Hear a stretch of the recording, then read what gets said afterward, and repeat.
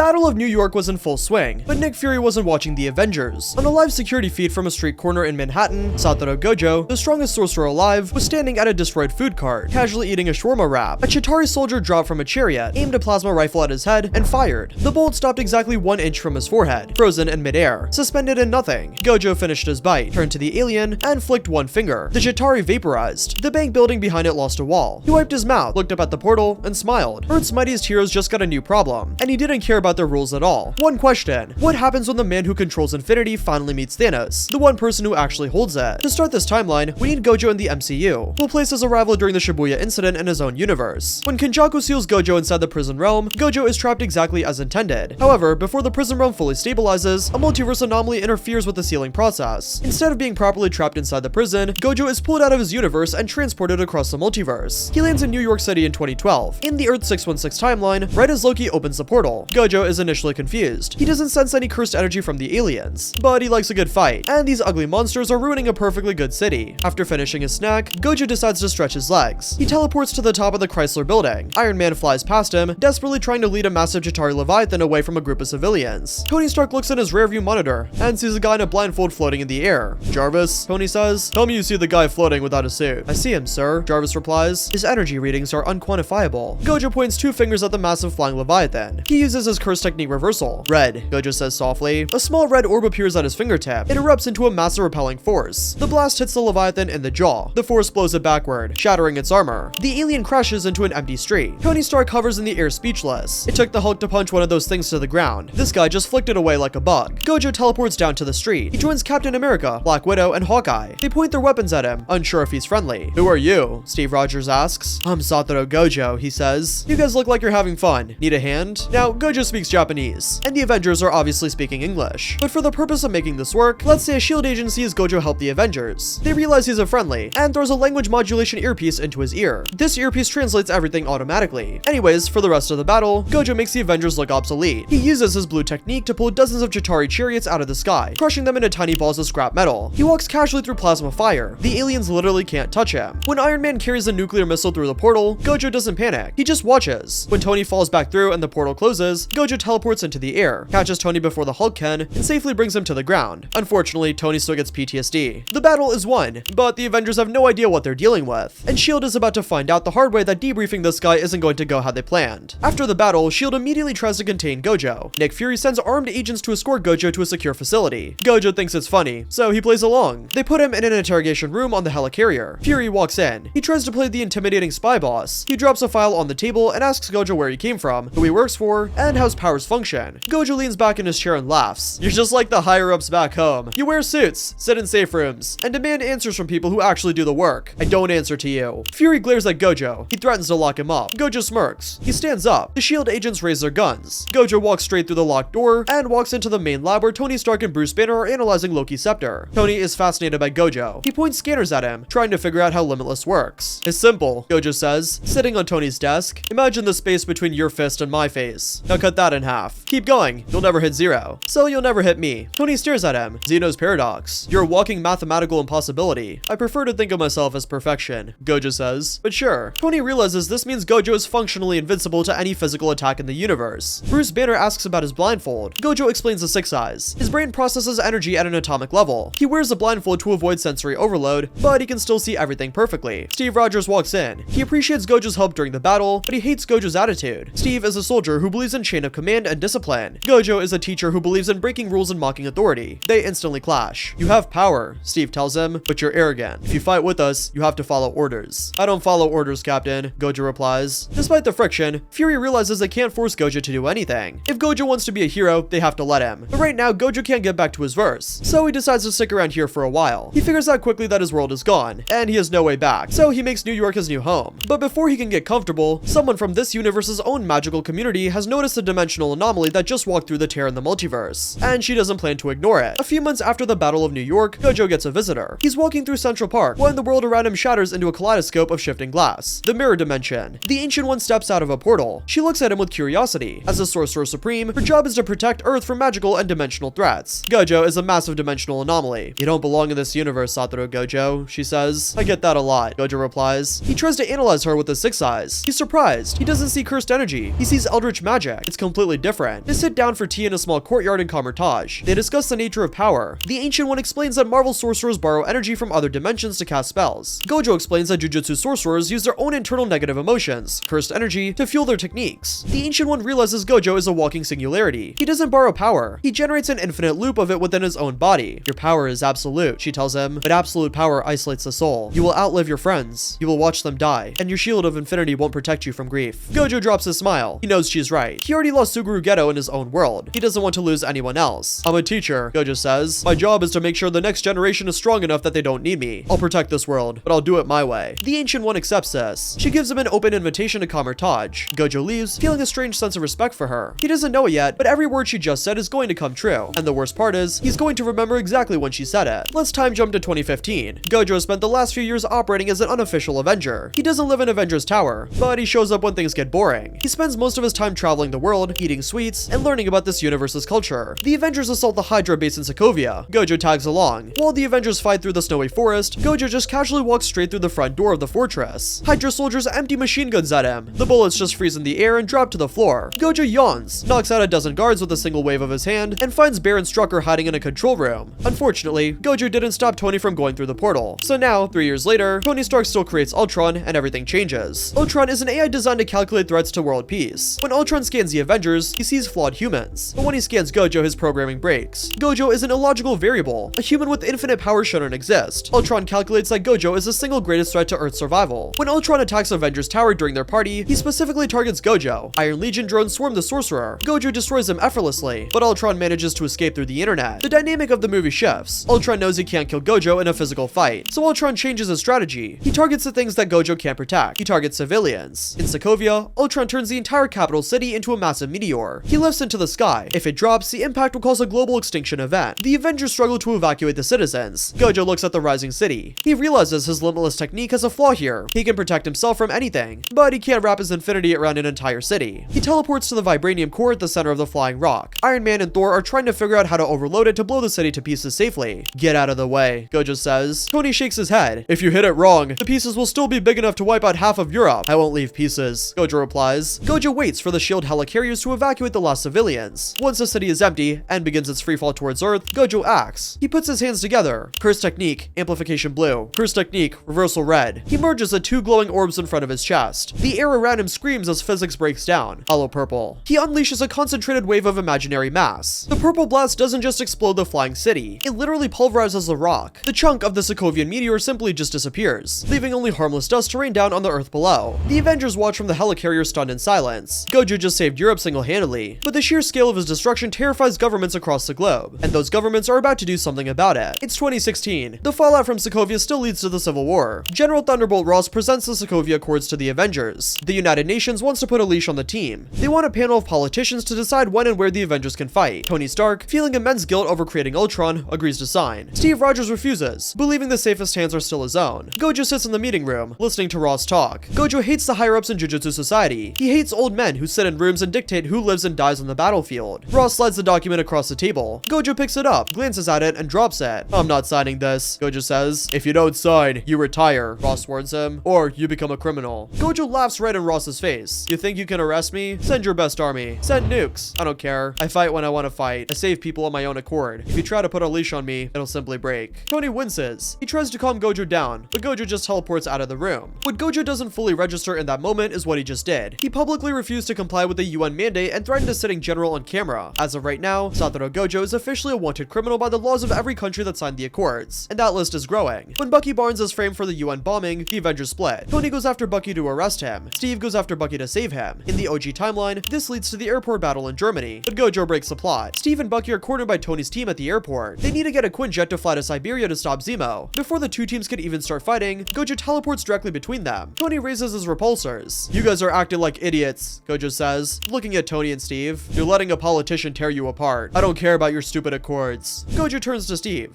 Where do you need to go? Siberia, Steve says. Gojo grabs Steve's shoulder and Bucky's metal arm. Stop! Tony yells, firing a repulsor blast. The blast hits Gojo's infinity shield and dissipates. Gojo winks at Tony. In a flash of blue light, Gojo, Steve, and Bucky vanish. The massive airport battle never happens. Spider-Man, Ant-Man, and Black Panther just stand there confused. Gojo drops Steve and Bucky outside the Hydra base in Siberia. I'm not fighting your war, Gojo tells Steve. I don't care about the politics, but I won't let Tony lock you in a cage. Handle your business. Gojo teleports away. He knows exactly what he just did. He's now aided and abetted 2 fugitives and assaulted a sanctioned government team. He was already a criminal by the letter of the Accords. Now there's footage. Every intelligence agency on the planet just watched him vanish with Captain America. There's no walking back. Unfortunately, Gojo doesn't care. Tony eventually figures out that Zemo framed Bucky. Tony flies to Siberia alone. The events play out the same. Zemo shows Tony the video of Bucky killing his parents. Tony snaps and tries to kill Bucky. Gojo senses a spike in aggressive energy and teleports back into the bunker. He watches a brutal fight between Iron Man and Captain America. He lets them fight, knowing they need to work out their anger. But when Tony blasts off Bucky's metal arm and aims a lethal shot at Bucky's head, Gojo steps in. He heard the Ancient One's voice somewhere in the back of his mind. You will watch them die. Standing here, watching 2 of the strongest people he'd met in this universe try to destroy each other, he understood what she actually meant. She wasn't just talking about battles. That's enough, Tony, Gojo says. Tony is crying inside his helmet. He screams at Gojo to move, but he knows he can't bypass Limitless. Tony drops to his knees, defeated and broken. Steve drops his shield. The Avengers are fractured. Gojo stands in the cold Siberian bunker and realizes something he didn't expect. He can stop a punch from any living creature on Earth. He can pulverize flying cities. He can catch bullets barehanded, but he couldn't do a single thing about this. And someone on the other side of the universe is already planning something that will make tonight look simple. 2 years pass. It's 2018. Gojo spends his time in New York, occasionally visiting the Sanctum Sanctorum to annoy Doctor Strange. Then, the sky turns dark. A massive Q-ship hovers over Greenwick Village. Ebony Maw and Cull Obsidian beam down to take the Time Stone from Strange. Iron Man, Spider-Man, Strange, and Wong engage the aliens. Gojo walks out of the bakery, eating a donut, and sees a fight. Ebony Maw is a telekinetic master. He throws concrete pillars and cars at Iron Man. But when Maw turns his attention to Gojo, Infinity creates a bigger problem. Maw's telekinesis manipulates matter, allowing him to bend metal, control debris, and attack the environment around his target. However, Infinity protects Gojo by controlling the space around him. Maw may be able to manipulate the ground beneath Gojo or nearby objects, but directly snapping Gojo's neck, that would require his telekinesis to affect Gojo through Infinity. Maw looks confused. He throws sharp spikes of metal at Gojo. They freeze in the air. You talk too much, Squidward, Gojo says. Gojo dashes forward faster than sound. He grabs Ebony Maw by the face and slams him into the concrete so hard that the street caves in. Maw is instantly knocked out. Cull Obsidian roars and charges, but Gojo just hits him with a point-blank red, blasting the alien straight into the Hudson River. The New York battle ends in 3 minutes. Doctor Strange still needs to protect the Time Stone, and they note Thanos is coming. Gojo decides they need to regroup. They take the fight to Wakanda, where Captain America and the rest of the team are gathering, but Gojo has seen the energy readings from the Q-ship with a 6 eyes. He's analyzed the Infinity Stones in Loki's scepter in 2012. He has a very specific, very uncomfortable feeling about what's waiting for them in Wakanda. He goes anyways. The Battle of Wakanda begins. The Black Order's army of Outriders crashes against the Wakandan energy dome. When the dome opens, Gojo doesn't wait in the back. He teleports right to the middle of the alien army. He doesn't even use specific techniques. He just reinforces his body with cursed energy and fights hand to hand. He tears through thousands of Outriders. They literally break their teeth trying to bite him. Thor arrives as Stormbreaker, and the battle heavily tips in the Avengers' favor. Then, the air goes cold. A portal opens in the forest. Thanos steps out. He wears the Infinity Gauntlet. He already has 4 stones: power, space, reality, and soul. The Time Stone is still with Doctor Strange, and the Mind Stone is still inside Vision. The Avengers rush him, but Thanos uses the stones to easily push them aside. He turns Bruce Banner intangible. He crushes War Machine's armor. He knocks out Captain America. Gojo steps in front of Vision. He pulls his blindfold down, exposing his glowing blue eyes. He knows this is a real fight. He feels the cosmic radiation rolling off the gauntlet. You're the one they call the strongest, Thanos says. And you're the guy with the ugly purple chin, Gojo replies. Gojo fires a rapid red blast. Thanos holds up his hand. The Power Stone glows purple. He absorbs the kinetic energy of the blast effortlessly. Thanos charges forward and throws a punch aimed at Gojo's face. Thanos' fist stops exactly 1 inch from Gojo's shirt. The Limitless blocks him. Thanos frowns. He pushes harder, but he feels the infinite division of space. He realizes physical strength won't work. Thanos smiles. The blue space stone glows on his knuckle. Gojo's 6 eyes widen in alarm. He sees what Thanos is doing before it happens. Limitless works by dividing the space between Gojo and an attack, but the space stone controls all space in the universe. It doesn't need to travel through infinity normally. Thanos doesn't punch through infinity. He simply folds the fabric of space that Gojo is standing on. Space warps. Gojo's defense is bypassed entirely. Thanos' fist connects solidly with Gojo's jaw. Gojo is launched backward through 3 trees, crashing into the dirt. Blood drips from his mouth. It's the first time in his entire life that someone has bypassed his infinity without a cursed tool. Gojo stands up. His RCT instantly heals his broken jaw. He wipes the blood from his chin and starts laughing. Finally, Gojo whispers, a real challenge. Gojo teleports beyond Thanos and lands a kick to the back of the Titan's knee, forcing him down. Gojo follows up with a rapid barrage of punches. Thanos uses the Reality Stone to turn the dirt into sharp spears, but Gojo just blasts them away with blue. Thanos realizes Gojo's too fast and heals too quickly. He needs to end this. Thanos raises a gauntlet to use a power stone to crack the planet in half. Gojo realizes he can't win a drawn-out fight against someone who controls the universe's code. He has to end this right now. Gojo crosses his middle and index fingers. Domain expansion, Gojo says. Unlimited void. The Wakandan forest disappears. Thanos is instantly trapped in a white void. Gojo's domain forces a target's brain to process infinite amounts of information all at once. Usually, a victim is paralyzed, their brain fried in seconds. Thanos freezes. His eyes go blank. The infinite data of the universe floods his mind. Gojo steps forward to rip the gauntlet off, but Thanos isn't helpless. The space stone flares, warping the space around the edge of the domain and tearing open its barrier. Thanos forces his way out. The white void breaks. They're back in Wakanda. Gojo is panting, exhausted from casting the domain and having it broken. Thanos uses the space stone to throw Gojo far from the battlefield. It won't hold him for long, but Thanos only needs a few seconds. Doctor Strange still has a time stone. Seeing Thanos closing in on Vision, and knowing Gojo will return, Strange looks forward through possible futures. He sees a path where today's loss can eventually be undone. Strange gives Thanos a time stone.